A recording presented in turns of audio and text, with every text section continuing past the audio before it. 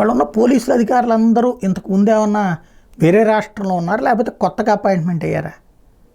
వీళ్ళందరూ ఇంతకుముందు కూడా ఉన్నటువంటి వాళ్ళే కదా. వీళ్ళలో కొంతమంది లైమ్ లైట్లో ఉండొచ్చు, కొంతమంది సైడ్ లైట్లో ఉండొచ్చు. కానీ పోలీస్ ఈజ్ పోలీస్. పోలీస్ అంటే పోలీసే. ఎవరు అధికారంలో ఉన్నా సరే వాళ్ళు చెప్పినట్టే నడుచుకుంటారు. మామూలుగా అయితే మనం కాన్స్టిట్యూషన్ ప్రకారం చట్టం తన పని తాను చేయాలంట. కానీ చట్టాలని అధికార పక్షానికి చుట్టాలుగా మార్చిన ప్రజాస్వామ్యాన్ని మనం చప్పట్లు కొట్టి హర్షిస్తుంటాం.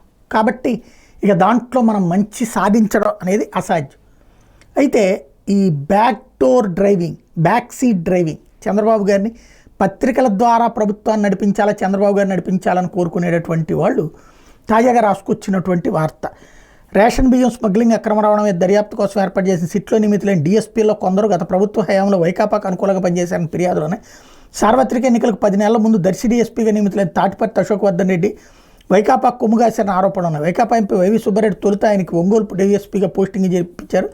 ఈ నియామకాన్ని అప్పట్లో వైకాపా ఎమ్మెల్యేగా ఉన్న బాలినేని శ్రీనివాసరెడ్డి వ్యతిరేకించారు. దీంతో వైవి సుబ్బారెడ్డి అప్పటికప్పుడు పట్టుబట్టి అశోక్ వర్ధన్ రెడ్డికి దర్శి డీఎస్పీగా పోస్టింగ్ ఇప్పించారు. ఇందుకు కృతజ్ఞతగా అశోక్ వర్ధన్ రెడ్డి ఎన్నికల్లో ఆ పార్టీ అభ్యర్థులకు అనుకూలంగా నాటి ప్రతిపక్ష తెలుగుదేశం పార్టీ వాళ్ళని అణచేసేలా పనిచేశారని ఫిర్యాదులు ఉన్నాయి. ఇప్పుడు మరి ఇవాళ ఉన్నటువంటి వాళ్ళందరూ వైసీపీని అణచేస్తున్నటువంటి ఫిర్యాదులు ఉన్నాయని రేపు పొద్దున ప్రభుత్వం వచ్చినప్పుడు వీళ్ళందరినీ దొక్కేస్తారా?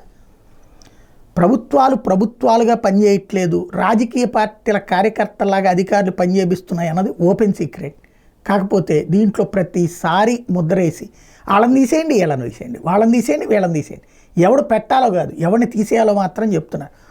బాబుగారు మంచి చేద్దాం అనుకున్నా సరే ఆ బాబుగారి మంచిని వీళ్ళ అత్యుత్సాహంతో చెడు చేసేటటువంటి పని అయితే చేసుకుంటున్నాడు.